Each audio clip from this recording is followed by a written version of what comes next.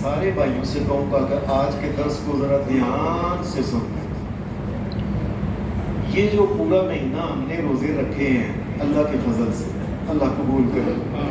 یہ جو نمازیں پڑھی, قرآن پڑھا, ذکر کیا, تلاوت کی وغیرہ وغیرہ, سوال یہ ہے کہ کیا ان کا کوئی فائدہ ہوا ہے کہ نہیں؟ یہ بڑا اہم درس ہے. اللہ پاک نے قرآن مجید میں یہ بات کہی ہے, یا ایھا الذین آمنوا یا ایھا الذین آمنوا کتب علیکم الصیام کما کتب علی الذین من قبلکم لعلکم تتقون. مومنوں, میں نے روزے اس لیے فرض کیے ہیں کہ جب روزے رکھ لو گے نا تمہارے اندر تقوی پیدا ہو جائے گا. کیا مطلب؟ جس طرح کہتے ہیں نا روٹی کھا لو بھوک لے جائے گی. ایک بندہ روٹی کھاتا ہے بھوک نہیں لیتا, اس کا مطلب ہے اس نے روٹی نہیں کھائی. پانی اس نے پیا, پیاس نہیں گئی, اس کا مطلب ہے اس نے پانی نہیں پیا.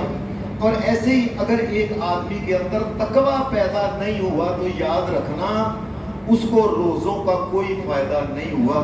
تقوی کیا ہوتا ہے؟ یہ سادہ سی بات ہے. تقوی یہ ہوتا ہے کہ ہر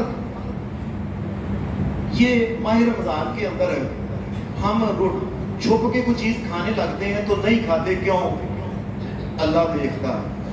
فلاں جگہ جاتے ہیں گناہ کرنے, نہیں, اللہ دیکھتا. یہ جو چیز ہے نا کہ اللہ دیکھتا ہے, اگر انسان کے دماغ میں یہ چیز پیدا ہو گئی ہے نا کہ مجھے اللہ دیکھتا ہے, اور ساری دنیا میں جو گناہ انسان اس لیے کرتا ہے اور مجھے کون دیکھنے والا ہے, میں اپنی مرضی کروں, جو مجھے نہ کو پکڑنے والا ہے نہ کو دیکھنے والا. انسان کے اندر جب یہ چیز پیدا ہوگی نا کہ اللہ مجھے دیکھتا ہے تو اس کا نام ہے تقوی.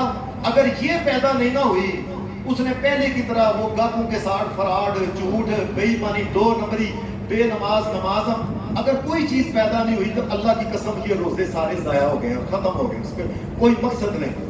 یہ دیکھیں حدیث کے اندر چھوٹا سا واقعہ آتا ہے, بلکہ قرآن مجید نے یہ بات کہی ہے 13ویں پارے میں کہ زلیخا نے حضرت یوسف علیہ السلام کو اندر طریقے سے بلا لیا, بلا کے سارے دروازے بند کر کے نا بند کرتی گئی تو آخر پہ اندر آگے کہ یوسف کوئی دیکھنے والا نہیں, آؤ میں تیرے سامنے حاضر ہوں, جو چاہو میرے ساتھ تم کر سکتے ہو. تو تقوی کیا ہے کہ یوسف علیہ السلام نے کہا معاذ اللہ, اور دنیا نہیں دیکھتی تم سمجھتی ہو لیکن میں سمجھتا ہوں اللہ دیکھتا ہے. یہ انسان کو گناہ سے بچاتا ہے. حضرت عمر فاروق ایک دفعہ رات کو گشت میں جا رہے تھے, ایک گھر سے کچھ آوازیں آئیں, آپ قریب ہوئے, بات ہو رہی تھی. ماں کہہ رہی تھی پتر ہم غریب بندے ہیں, اونٹنی کا دودھ دھویا ہے نا جو, وہ اس میں پانی ڈال لے. حدیث کے اندر امام ابن جوزی نے یہ واقعہ لکھا ہے کہ حضرت عمر فاروق ٹھہر گئے ہیں. ماں کہہ رہی ہے پتر کو پانی ڈالا ہے بیٹی کو, بیٹی کہہ رہی ہے ماں امیر المومنین عمر فاروق نے منع کیا ہے کہ پانی نہیں ڈالنا. تو ماں پتہ کیا کہتی ہے, وہ پتر امیر المومنین کو کیا پتہ نہیں کس جگہ سویا ہوگا. بیٹی نے آگے سے یہ بات کہی, ماں امیر المومنین دیکھتا ہے نہ دیکھے, اللہ تو ہمیں دیکھتا ہے نا, میں پانی کس طرح ڈالوں. انسان جو بھی دنیا میں گناہ کرتا ہے نا اس لیے کہ مجھے کوئی دیکھنے والا نہیں, میں اپنی مرضی سے جیسے چاہوں کروں.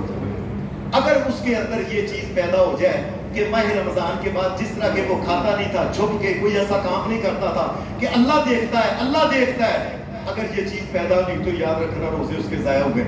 حضرت عبداللہ بن عمر رضی اللہ تعالیٰ عنہ کے بارے میں حدیث میں آتا ہے کہ یہ ایک سفر میں جا رہے تھے, رستے میں ایک جگہ ایک چرواہا بکریاں چروا رہا تھا, کسی کا غلام تھا.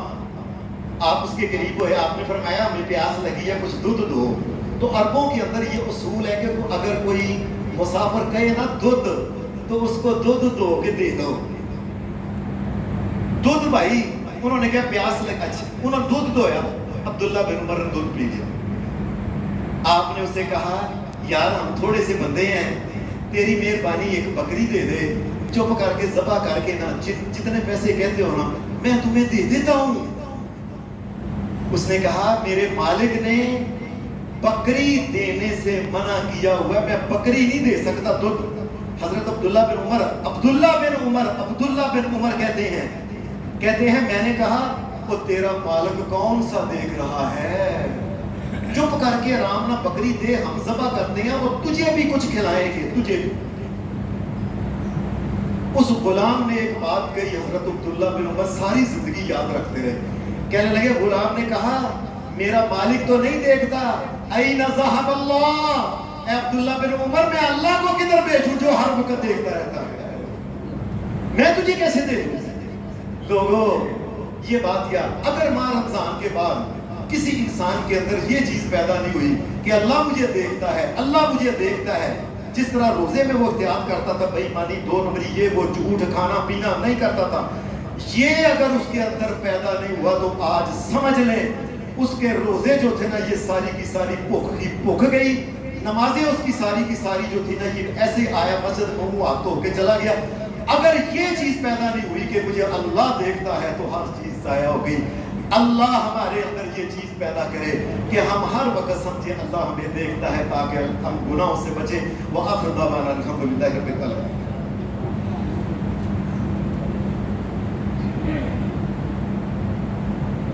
یہ کسی نے بھائی نے سوال کیا کہ شب قدر میں انسان کو ذاتی طور پر کوئی جسمانی کچھ محسوس ہوتا ہے، حدیث میں ایسا کچھ بتایا گیا ہے؟ اچھا چلو، اور دوسرا یہ کہ اگر کسی کو ایسا محسوس ہو تو وہ کسی دوسرے شخص کو بتا سکتا ہے۔ قرآن اور سنت کے اندر صرف زیادہ سے زیادہ ایک بات یہ ہے کہ انسان کو، کئی لوگ کہتے ہیں کہ میرے ساتھ جبریل نے سلام علیکم لی، کئی کہتے ہیں جی جبریل میرے ساتھ آ کے ملے، کئی یہ بھی ہمیں ظاہر ہے ہم سے مسئلے پوچھتے ہیں، تو یہ باتیں ساری کی ساری خیالی ہیں۔ اصل یہ ہے کہ انسان کو اس رات کی جو ٹھنڈک ہے نا، رات کی ٹھنڈک اور چاند کا، نبی علیہ السلام نے فرمایا صرف اس طرح کے گول کنارہ ہوتا ہے نا، چاند اس طرح گول کنارے کی طرح ہوتا ہے، اور رات ٹھنڈک محسوس ہوتی ہے، اور انسان صرف ایک خیال کر سکتا ہے کہ آج لیلۃ القدر ہے، یقین کے ساتھ کسی کو نہیں کہہ سکتا۔ باقی ملنا، فرشتوں کا آ کے ملنا، سلام علیکم لینا، بات کرنا، گلے ملنا، یہ ساری کی ساری اللہ کی شریعت میں کوئی چیز نہیں، یہ خیال ہے۔ فجر اور مغرب میں وضو کے نفل پڑھ سکتے ہیں۔ فجر اور مغرب میں کوئی بندہ بھی جو ہے کسی نماز کے وقت بھی وہ مسجد میں آئے تو وضو کے 2 رکعتیں وہ پڑھ سکتا ہے، وہ پڑھ سکتا ہے۔ دوسرا، مغرب کی نماز کے 3 فرض سے پہلے 2 نفل وضو اور 2 نفل مزید 2 نفل نہیں پڑھ سکتا۔ حدیث میں صرف اتنا آتا ہے، حدیث کی کتاب صحیح مسلم کے اندر، کہ رسول اللہ صلی اللہ علیہ وسلم 2 رکعتیں ہلکی پھلکی یہ نبی علیہ السلام نے بتائی، صحابہ فرضوں سے پہلے پڑھتے تھے، مغرب سے پہلے اس کے علاوہ کو 2 اپنی طرف سے پڑھنا یہ شریعت میں نہیں، یہ شریعت میں اضافہ ہوگا۔ وتر کے بعد کچھ عورتیں 2 نفل پڑھتی ہیں، کیا یہ درست ہے؟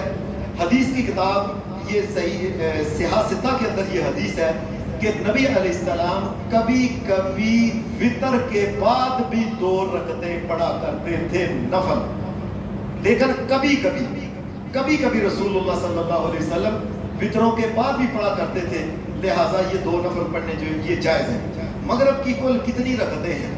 یاد رکھیں، نمازوں کی جو رکعتیں جو اللہ کی شریعت میں قیامت کے دن پوچھی جانی ہیں، ہو سکتا ہے آپ کو بھی، کئی لوگوں کو یہ بات، یا صبح کی اللہ نے 2 رکعتیں پوچھنی، ظہر کی 4 پوچھنی ہے، عصر کی 4 پوچھنی ہے، مغرب کی 3 پوچھنی ہے قیامت کے دن، اور عشاء کی جو ہے یہ 4 اصل رکعتیں یہ ہیں۔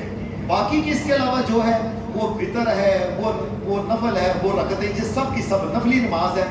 اصل رکعت جو ہے نا وہ یہ ہے 17 رکعتیں، 2 4 6 4 10 3 13 اور 4 17 اصل رکعتیں یہ ہیں، باقی کی ساری نفل ہیں۔ نبی علیہ السلام ویسے جو مغرب کے بعد نبی علیہ السلام سے ثابت ہے، آپ نے فرمایا جو بندہ 10 رکعتیں اگر پڑھتا ہے نا دن کے اندر، یاد رکھیے اللہ قیامت کے دن اس کے بدلے اس کو جنت دے گا۔ ان 10 رکعتوں میں یہ ہے، صبح فجر سے پہلے 2 رکعتیں پڑھ لیں، لیکن یہ نفل ہے جسے ہم سنت کہتے ہیں نا۔ فرض کے علاوہ ہر نماز نفل ہوتی ہے، یاد رکھیں، جو نفل نبی علیہ السلام نے پڑھے ان کا نام ہے سنت ہے، نفل۔ یہ بات، فرض سے پہلے 2 نفل صبح یعنی 2 رکعتیں، ظہر سے پہلے 4، بعد میں 2 2 4 6 2 8، اور مغرب کے بعد 2 10، اور عشاء کے بعد 2 جو 10 رکھتے ہیں رسول اللہ صلی اللہ علیہ وسلم نے کہا اللہ اس کو جنت 12 رکھتے ہیں, یہ میرے منہ سے نکل گیا 10 12. کئی دفعہ ہوتا ہے بندہ کا بات کرتا ہوتا ہے اس کو ایسے لکھ 12 رکھتے جو بڑے اللہ تعالیٰ اس کے لیے اس کو جنت عطا کرے گا. 2 صبح 4 پہلے ظہر کے اور 2 بعد 8 اور 2 مغرب کے بعد 10 اور 2 عشاء کی نماز کے بعد اللہ اس کے لیے جنت رکھی ہوئی ہے. اللہ ہماری قسمت میں بھی جنت کرے. وصلی اللہ علیہ وسلم.